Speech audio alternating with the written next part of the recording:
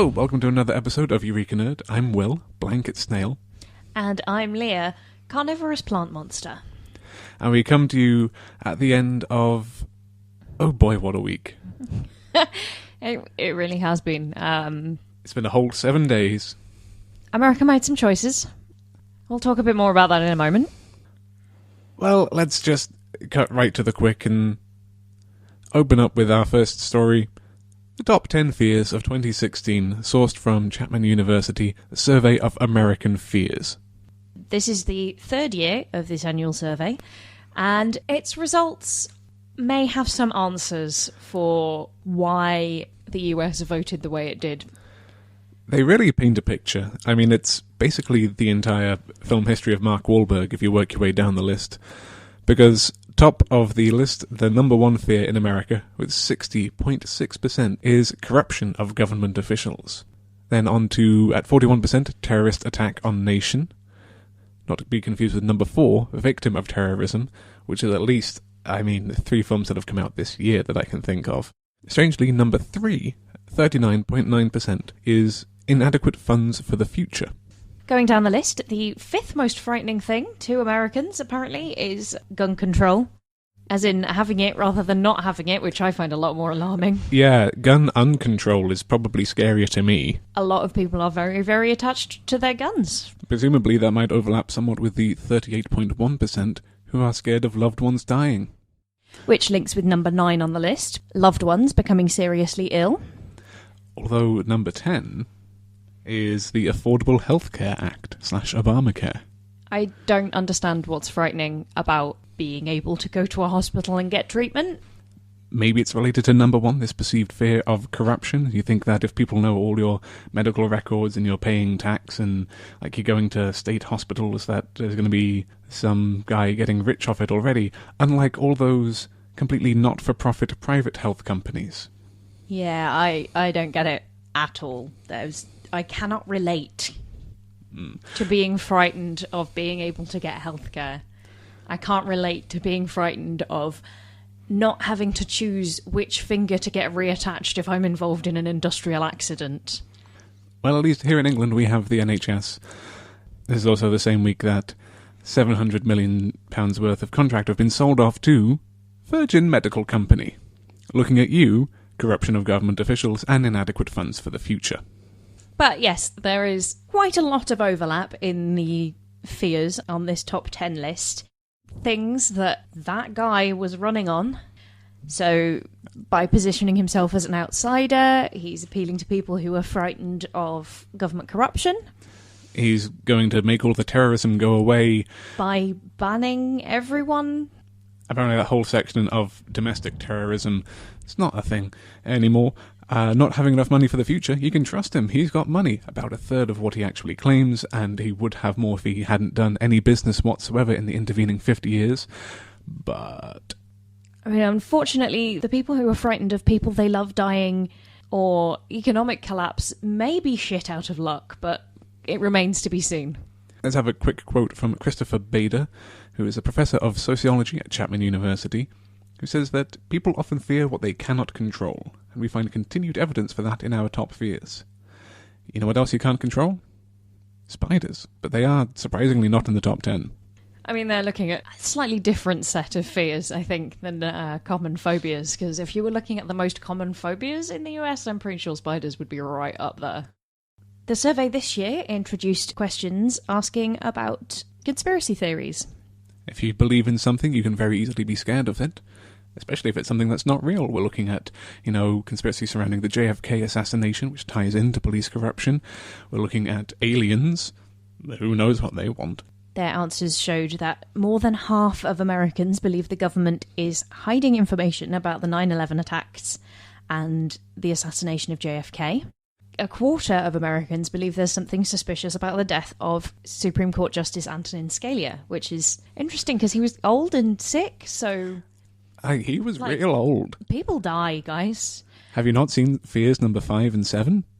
But yes, they found really good evidence that the United States is a society that has a lot of belief in conspiracies, including... the North Dakota crash. And indeed, they found that nearly a third of their respondents, this is a survey of more than 1,500 people, and nearly a third of those people believe the government is concealing information about the North Dakota crash. A theory that we asked about, and to our knowledge, made up, Dr. Bader continues. I mean, if it's got a name, they're probably hiding something about it, right? The Roswell incident, the North Dakota crash, the Ally McBeal show. Anything with a name has power. Exactly. You know what else is powerful? Jet engines. In a quick pivot, we're going to steer away from global politics and the oncoming doom that awaits us all over the next 4 years and focus on something a little bit more cheerful. Singing mice. Well, there's singing, and then there is whistling like a jet engine. I mean, it's a song, it's just... An ultrasonic whistle.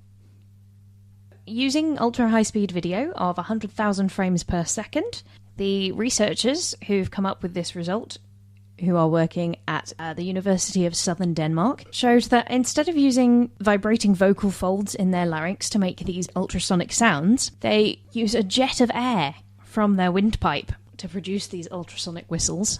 And Dr. Anurag, who is co-author and lead investigator at the Aeroacoustics Laboratory at the University of Cambridge, says that this mechanism is known only to produce sound in supersonic flow applications such as vertical takeoff and landing with jet engines, or high-speed subsonic flows such as jets for rapid cooling of electrical components, which makes these mice sound just really cool.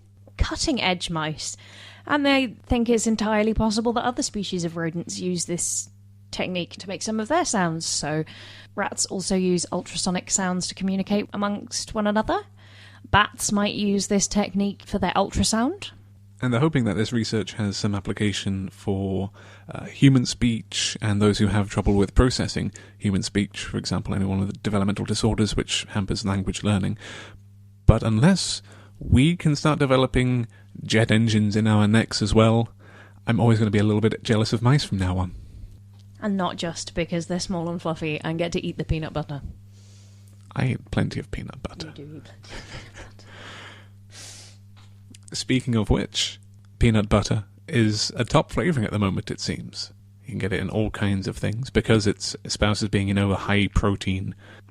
For those of you out there listening to this who are considering going on a high protein diet as part of your weight loss program, I'd maybe take a step back and listen to this new study from the Washington University School of Medicine, in which high-protein diet actually slows down the metabolic benefits that you'd expect with a kind of diet-based weight loss program. Now, this is looking specifically at obese and postmenopausal women who are at risk of diabetes. These are all people who've presented with reduced insulin sensitivity already, which is a symptom of pre-diabetic conditions.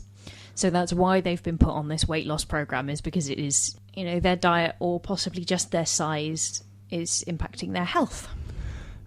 These people were placed into 3 groups over 28 weeks. We have the control, women who are asked to maintain weight, another group of women who ate a weight loss diet, and a third who are on the same diet but with more protein. This is the difference of 0.8 grams per kilogram of body weight to 1.2 grams per kilogram of body weight, which is a difference of 65 grams of protein a day to 100 grams of protein a day for a 180-pound woman. Now, it's a very small study. It's only 34 women. And they haven't actually mentioned what they think the cause of the insulin sensitivity is, because to my understanding, sometimes it's that as you're sort of snacking or grazing throughout the day, your blood sugar's rocking up and down, and insulin's getting released to deal with that, and so you develop an insensitivity to that because you're being exposed to it more often. And sometimes it's literally just that you are bigger than your pancreas can provide for. And they haven't mentioned that because you'd expect if it is just a volume thing, it wouldn't make a difference what you were eating as long as you were getting smaller. But quoting from lead investigator Bettina Mittendorfer, when you lose weight, about 2/3 of it tends to be fat tissue, the other third is lean tissue. Changing protein content has very large effects, And it's not that the benefits of weight loss were diminished, metabolically speaking, but that they were completely abolished in women who consumed high-protein diets, even though they lost the same substantial amounts of weight as women who ate the diet that was lower in protein.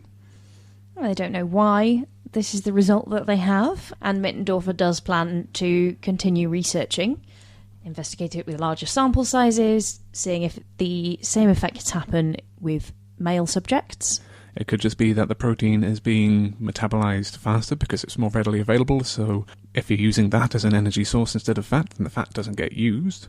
But for those of you who are in your cutting phase and not the bulking phase of your journey into musculature, then maybe this will change the way you do your diet too, for all of our bodybuilder listeners out there. Our next story is one of the ones we've picked because the headline really leaps out at you, and that is, Snotty Gobble could be good weed controller. There's no part of that sentence that doesn't make me smile. This is research from the University of Adelaide, which is actually quite serious. You might remember from our last podcast the idea of biocontainment, keeping what lives within Australia for the benefit of the world.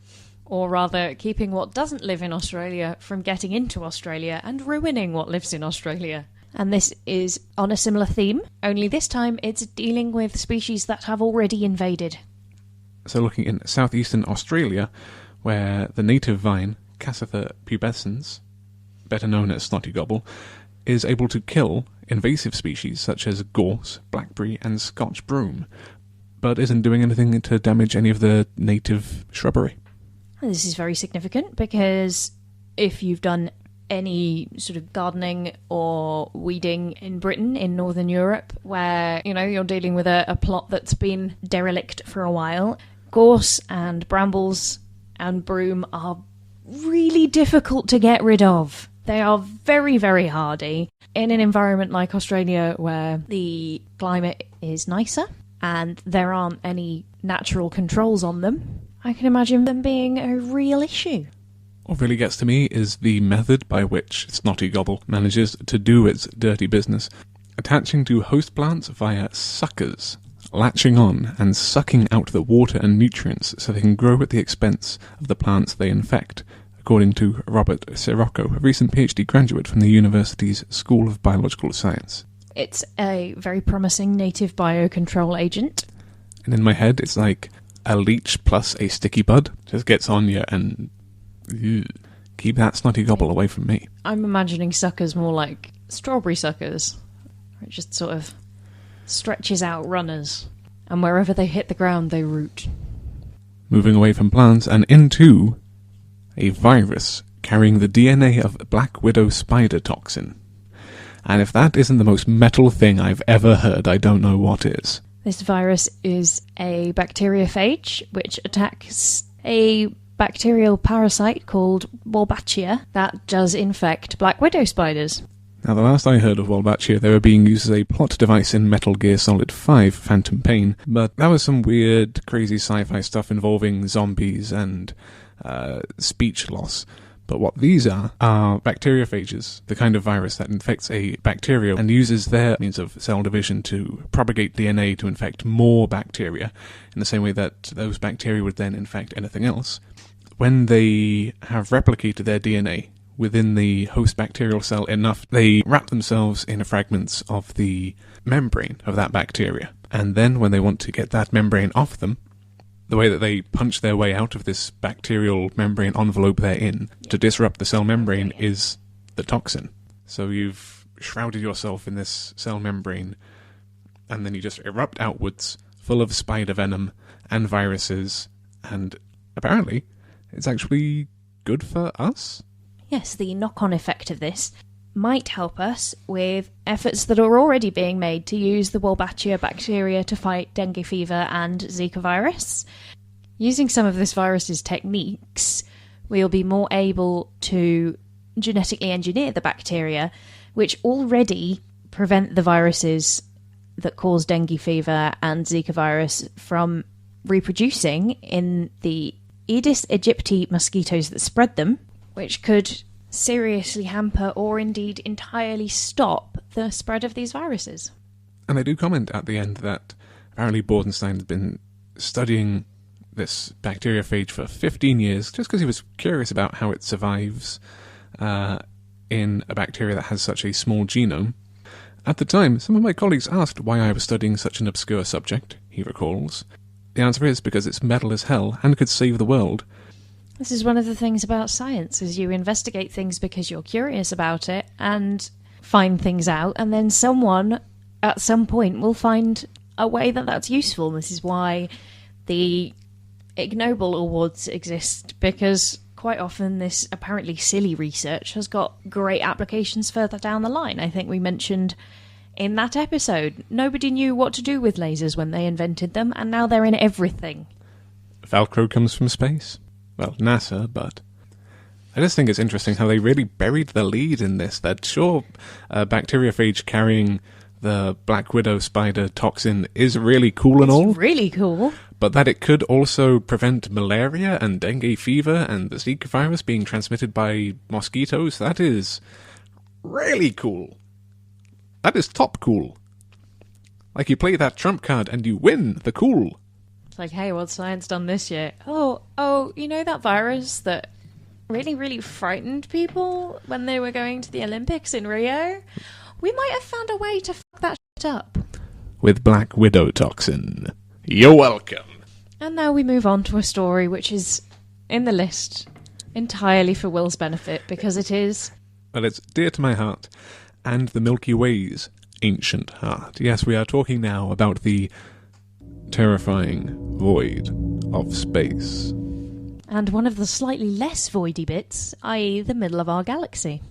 Which you'd expect to be quite busy, being the middle of a galaxy. It's got, well, depends where you draw the line, but I'd say it's got most of the galaxy in it.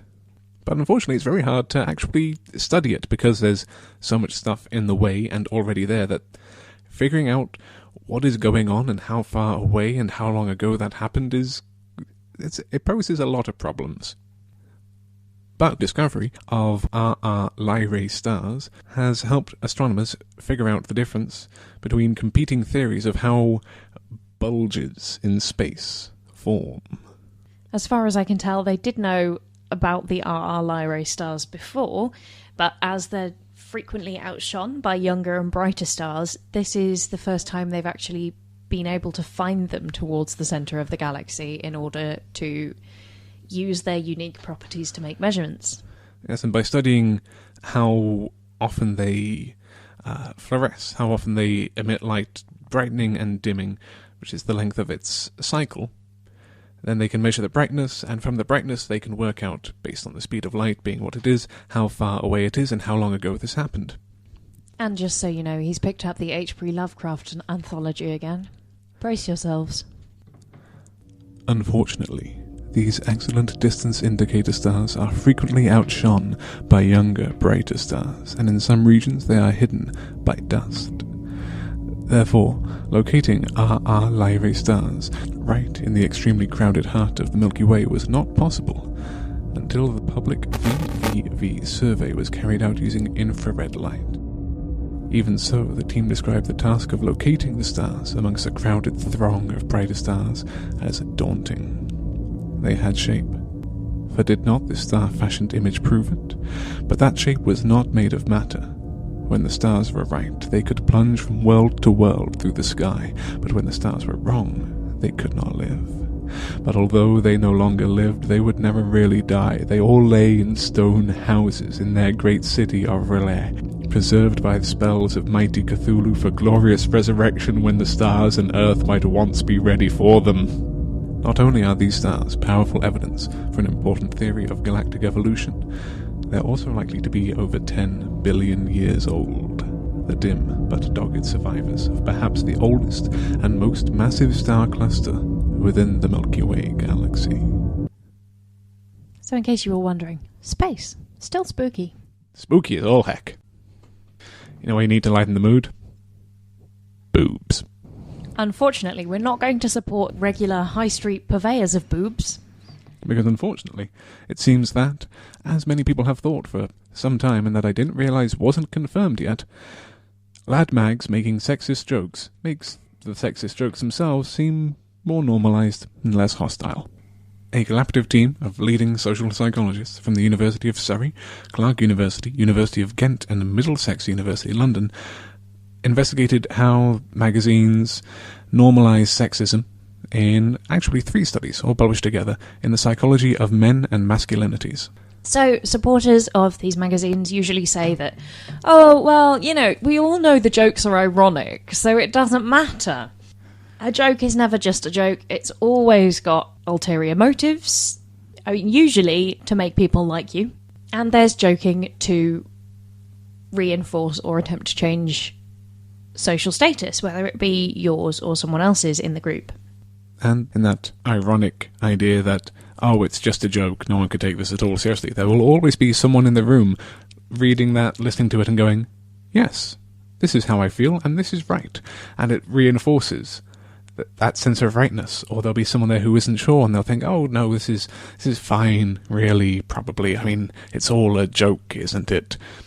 So across these 3 studies, 2 of them in the UK, 1 in the US, we're looking at about 700 men. Most of them probably between 18 and 30. The age range used is different in each of the studies. And they all found pretty strong correlations between sexist behaviour and attitudes and consumption of lads mags, and evidence that the context of sort of sexist comments, jokes and attitudes made a lot of difference to how it was perceived. Yes, the 3rd study here, which I think is the most interesting one, is trying to identify a group of quotations that had appeared in lad mags and those which had been used by convicted rapists.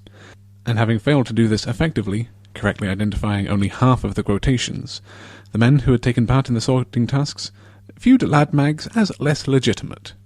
Because if you can't tell them apart from the words of sexual assailants, then there's normalising behaviour, and then there is outright enabling it. In the smaller UK study, participants were presented with a set of sexist jokes. Some of them were in context of a lads mag, some of them were not in that context, and particularly the young men who'd scored lower on measures they'd previously done of sexist attitudes found the jokes considerably less hostile when they were in the context of the lads mag. They didn't find them any more ironic in the context of the lads mag, but hearteningly they didn't find them funnier either. Just kind of more acceptable, which is really the worst thing. And the other study of the 3 was identifying the correlation between sexism and lad mags consumption. If a man displays ambivalent sexism, which is to say a general disregard for sexist attitudes, he is more likely to buy lad mags than other men, but also not any more likely to directly pay for sex or go to strip clubs.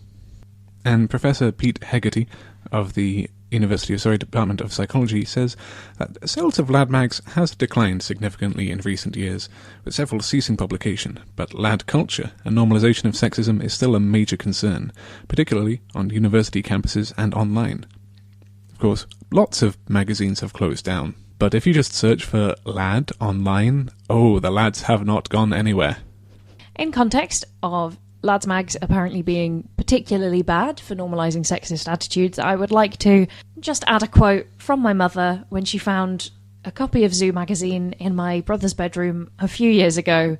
She went, "Oh my god, why don't they go buy some proper porn?" He better not be reading this for the articles. So, moving on to a slightly more cheerful topic, albeit one which, again, how would they not work this out previously? Snow could reduce the need for air conditioning. From the University of British Columbia, Okanagan campus. And British Columbia gets quite a fair amount of snow. I mean, being in Canada, it's snowy. It's northern. Yeah, get some pretty Arctic climes. But, they figured out that using snow cleared from winter roads could help reduce summer air conditioning bills. You just take all the snow and put it in the buildings, and it keeps them cold later. Just store it nice and insulated in, for example, the basement. And yeah, snow is cold.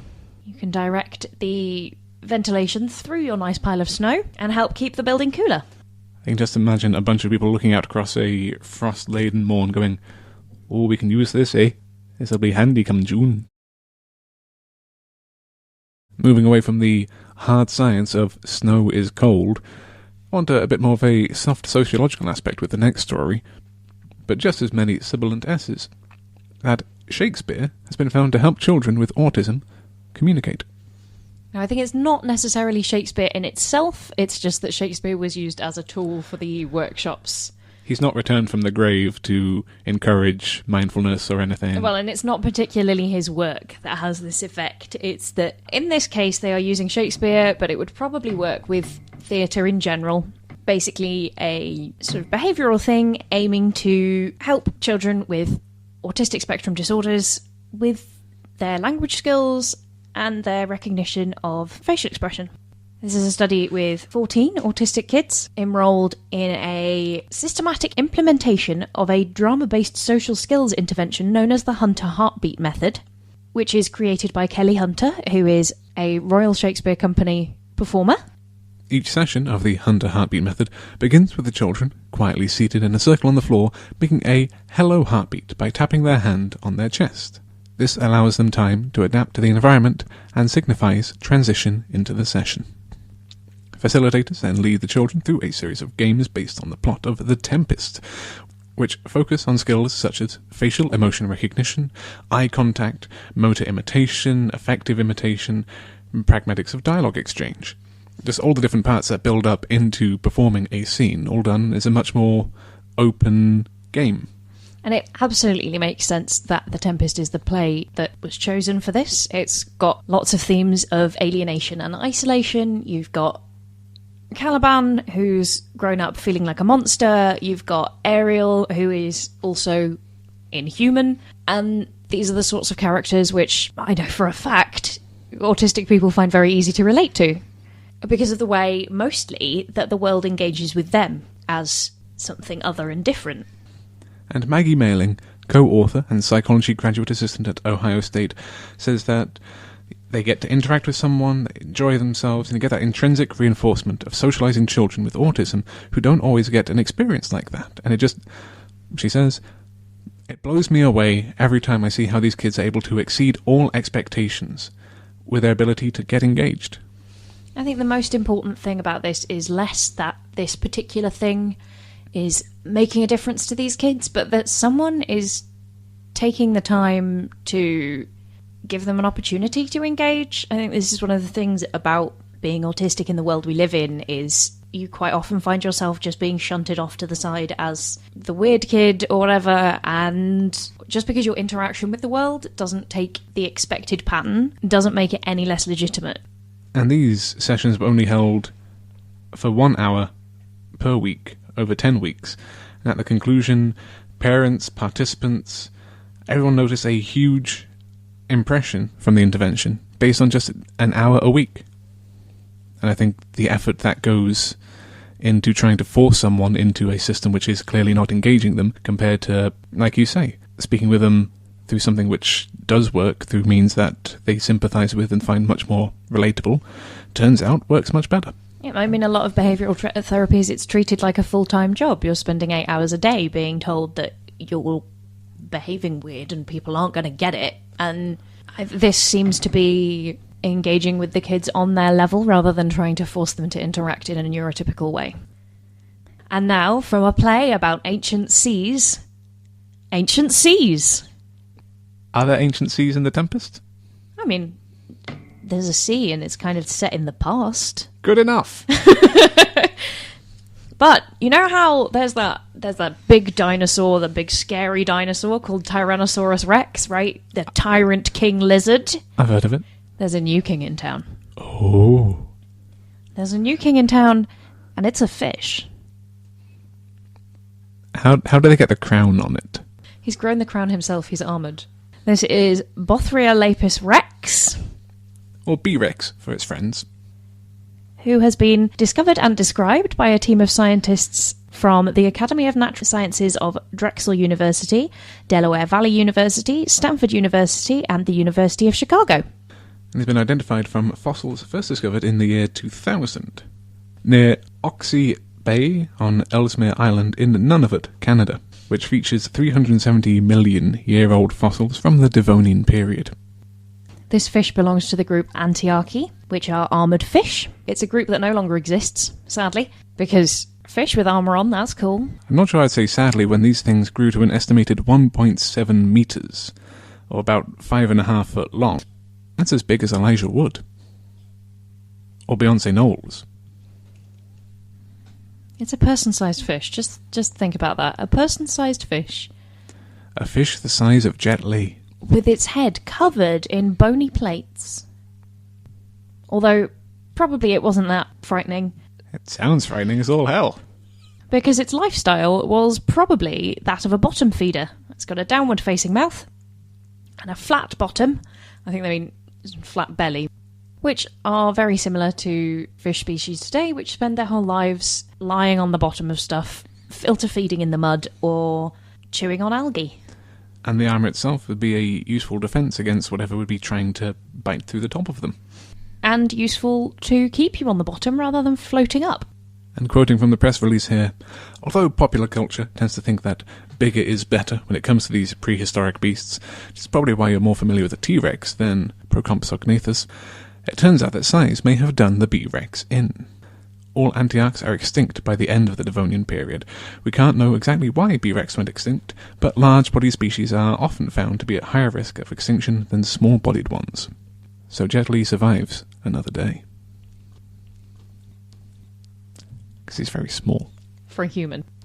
And to round off this week with more weird animals, species that survive a hell of a lot more than we'd expect. A new study into naked mole rats thinks they might have figured out why they don't seem to feel any pain. And naked mole rats, like you say, are resistant to pretty much everything that life throws at them. They seem to be radio-resistant, they don't develop cancer, they are ruled over by matriarchal colonies, and they just generally keep on going. But a new study in Cell Reports seems to have figured out how they go through life pain-free. And author Gary Lewin says, "We think evolution has selected for this tweak just subtly enough, so that the pain signalling becomes non-functional, but not strong enough that it becomes a danger for the animal." This seems to particularly affect in naked mole rats their temperature reception, and particularly perception of temperature when it becomes painful. So, the example used in the article is, imagine the sting of entering a hot tub with bad sunburn. Now, for most of us that would be really very uncomfortable. That would be painful. You'd probably try and get some ice on that because, ow, the naked mole rat wouldn't be bothered. High temperatures and inflammation around sensory neurons causes nerve growth factor molecules to bind to a receptor called TrkA, which kicks off a cascade of chemical signals that sensitize an ion channel called TRPV1 on the surface of the sensory neuron so that it opens, which results in a sensory nerve firing that tells the brain to register pain. However, in naked mole rats, there is a small change in that TrkA receptor. And the scientists found that when they swapped out the TRPV1 channels in a mouse for naked mole rat versions, then the heat-related pain occurred just like normal. But if the cell had a common rat TRPV1 and a naked mole rat TrkA, then the cell couldn't sense any change in temperature. Researchers compared the naked mole rat's TrkA genes to 26 other mammals and 5 other African mole rat species, and discovered that a switch of just 1 to 3 amino acids on one section of the receptor make it less sensitive. And when it comes to mutations, one codon or one amino acid out of a whole region, that's actually quite likely. And these point mutations can either have barely any effect at all, or they can have big knock-on effects like naked mole rats not being able to feel pain, but also things like sickle cell anemia in humans. And the researchers also believe that this tiny difference is 1 amino acid, 1 to 3 amino acids being swapped out, leading to the dysfunctional TrkA receptor, might also explain how the naked mole rats survive without the neurodegeneration found in animals with mutations that completely shut down the NGF signaling associated with pain, and that developing embryos require NGF signaling to develop normal pain signaling systems. So that one slight alteration you'd think would probably have occurred in something else by now, but if it had, then that fetus would grow up with no pain signaling, and things that can't feel pain tend to not survive very well. This is why when you have things like diabetic neuropathy, people end up losing limbs. Because if you can't feel pain in an extremity when you injure it, you might not notice until it's too late to save it. That's half the risk of leprosy. Exactly. So we've heard about giant fish and tiny rats, and strangely those two things aren't on the top 10 American fears, but who knows, maybe things will change by this time next year. Until then, we're almost out of time, but let's take a moment to consider the headlines of that when shopping for yourself, you have different criteria than when you are shopping for other people. Because you're not shopping for yourself, so why would you be using the same criteria? And that stronger gun laws are tied to decreased firearm homicides. Who'd have thought? I'd never have imagined. That making it harder to get a gun would mean that less people shoot each other. Weird that that is actually a top 10 fear, isn't it? If you have any questions or comments, you can find us on Facebook at Eureka Nerd, or on Twitter at Eureka Nerdcast, or send any thoughts our way at eurekanerdcast@gmail.com. That's eurekanerdcast@gmail.com. And that's goodbye from me. And goodbye from me.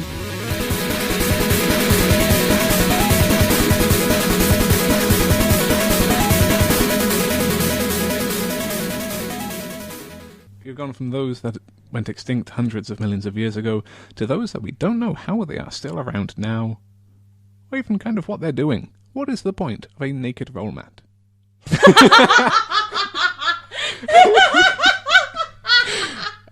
Keeping that for the post show.